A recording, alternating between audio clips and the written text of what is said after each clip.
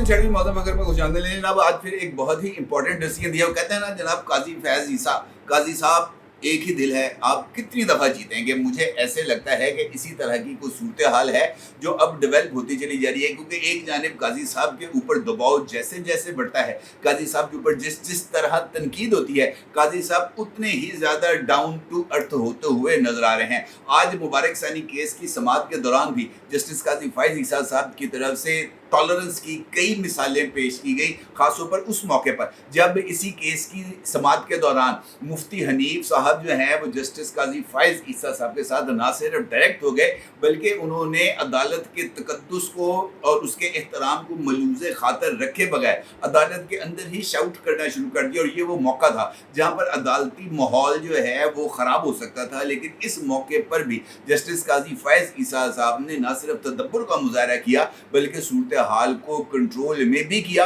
और अपने landmark decision में एक मरतबा फिर जस्टिस काजी फैज़ ईसा ने ना सिर्फ अपनी कानून पसंदी, आइन पसंदी, बल्कि अपनी फ्लेक्सिबिलिटी का भी सबूत दिया। और उन्होंने जस्टिस मंसूर अली शाह साहब की तरफ से दिए जाने वाले केस में जो मुतनाज़ा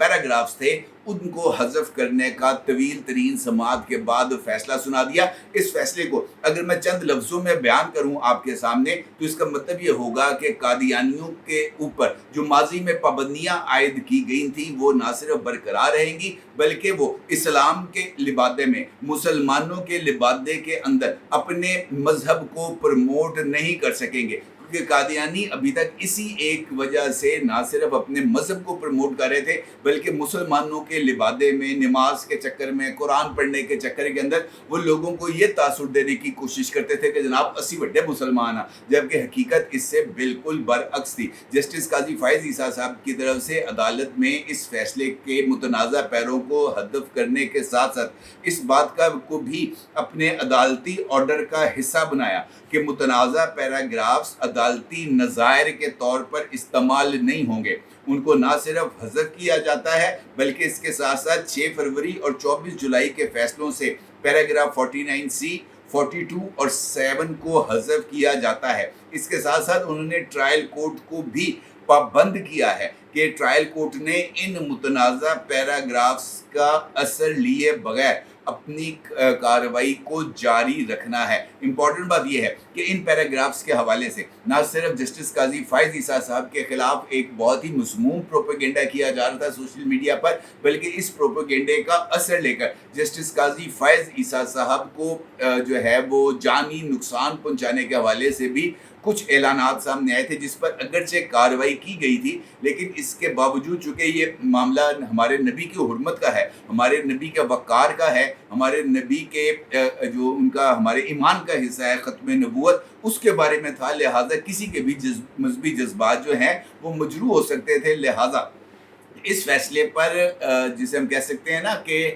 एक और फरीक मतलब एक ही फैसले के ऊपर एक ही मुकदमे में एक ही नज़र सानी हो सकती है, जबकि इस मुकदमे में एक नज़र सानी पहले एक फरीक की दरख्वास्त पर की गई, फिर दूसरी नज़र सानी दूसरे फरीक की दरख्वास्त पर की गई, और अब पंजाब गवर्नमेंट की दरख्वास्त के ऊपर तीसरी नज़र सानी की गई। और इस तीसरी नज़र सानी के लिए जो इम्पोर्टेंट बात ये थी कि इस नज़र सानी में तमाम मुकातब फ़िक्र के उलमा को जो है वो, और साथ मुख्तलिफ सियासी जमात जिसमें JUI है, जिसमें तहरीक लब्बैक है, जिसमें जमात अहले सुन्नत है, और इस तरह के जो ख़त्म नबूवत वाले जो हैं वो तमाम जो लोग थे वो ना सिर्फ यहाँ पर अकाबरीन भी मौजूद थे, बल्कि मुफ्ती तकी उस्मानी जैसे इस्लामी स्कॉलर और बहुत ही ज़्यादा काबिल एहतराम शख्सियात यहाँ पर मौजूद थी। और उनकी तरफ से पेश की जाने वाली गुजारिशात, उनकी तरफ से दिए जाने वाले मजहबी हवालों, उनकी तरफ से अदालत की रहनुमाई के नतीजे में जस्टिस काजी फैज़ ईसा साहब की सरबराही में जो बेंच था उसने तौहीन रसालत, तौहीन मज़हब के हवाले से मुबारक सानी केस को एक मरतबा फिर रिविज़िट किया और मुतनाज़ा पैराग्राफ्स को हज़फ कर दिया। इस मौके पे एक जो नाखुशगवार वाक़या था वो पेश आया और इस केस की समाअत के दौरान ही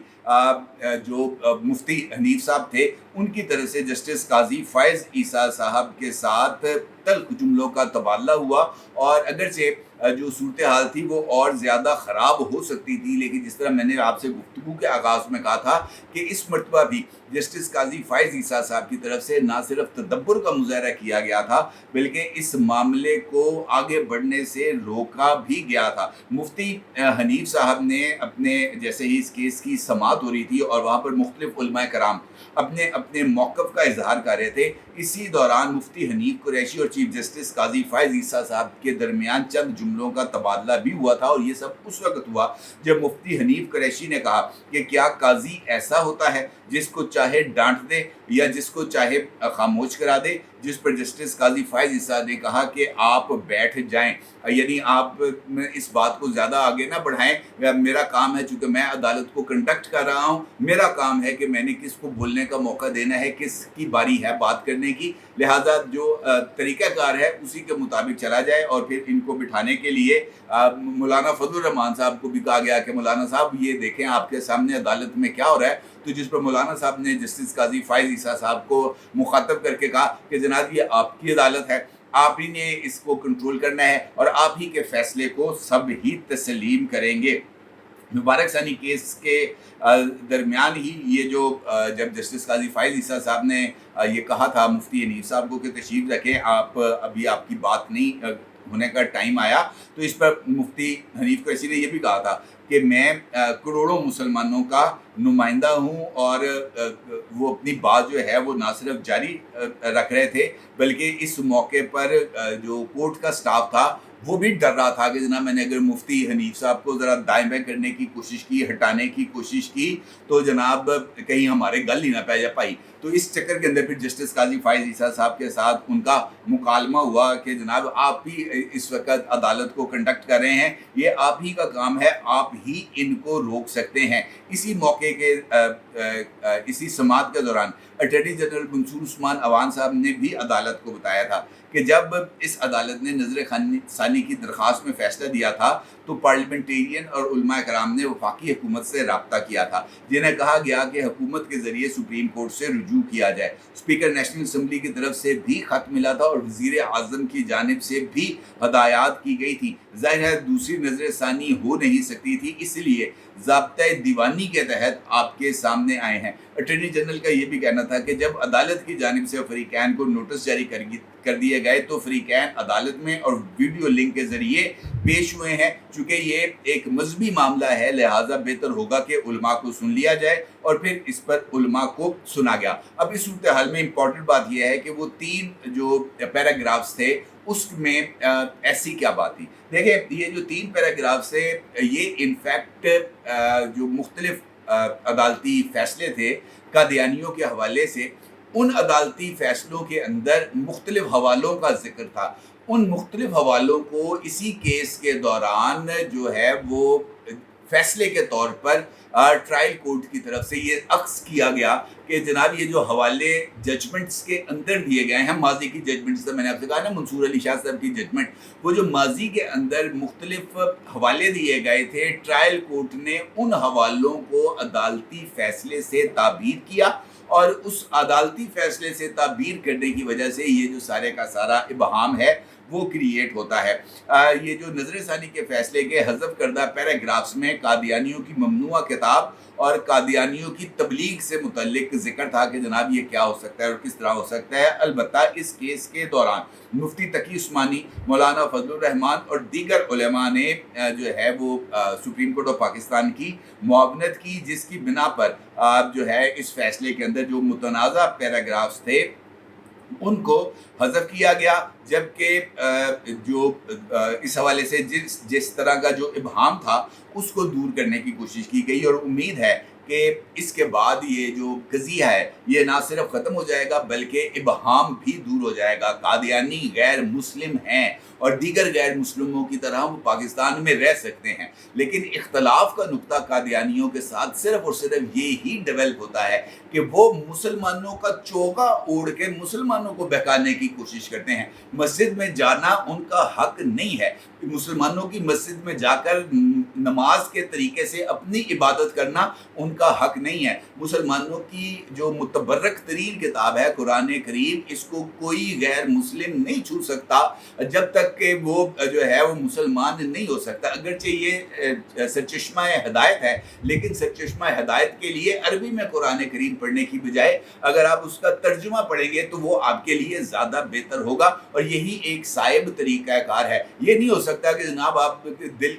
घर के अंदर बैठकर तिलावत कुरान करीम करें, हों कादियानी, और जनाब मुसलमानों का ढोंग रचाएं, इस तरह की कोई भी जो है ना। और इसी वजह से जो अमूमी तौर पर जो लड़ाई झगड़ा होता है वो इसी बुनियाद के ऊपर होता है कि वो अपने फ़िरके के अंदर, अपने मजहब के अंदर वो ये समझते हैं कि जनाब हमें इस बात की इजाज़त है कि हम ये सब कुछ कर सकते हैं। गैर मुस्लिम होने के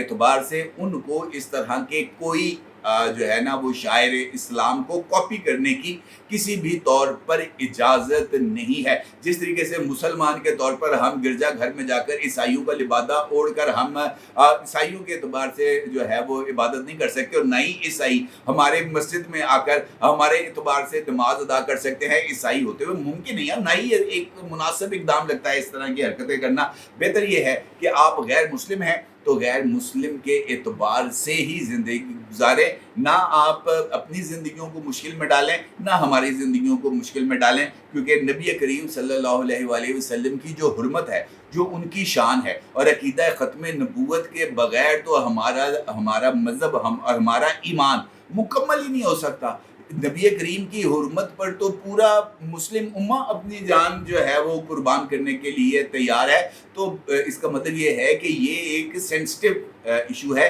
इस सेंसिटिव इशू के अंदर हमें नहीं जाना चाहिए, यही सब के लिए मुकद्दम होगा। अलबत्ता ये बात ज़रूर है कि इस केस के अंदर जस्टिस काजी फ़ाइज़ ईसा साहब ने जिस फ्लेक्सिबिलिटी का मुज़ाहरा किया है वो यकीनी तौर पर काबिल तारीफ़ ही है। अपनी ज़रूर सर कीजिएगा। आपका बहुत शुक्रिया। अल्लाह।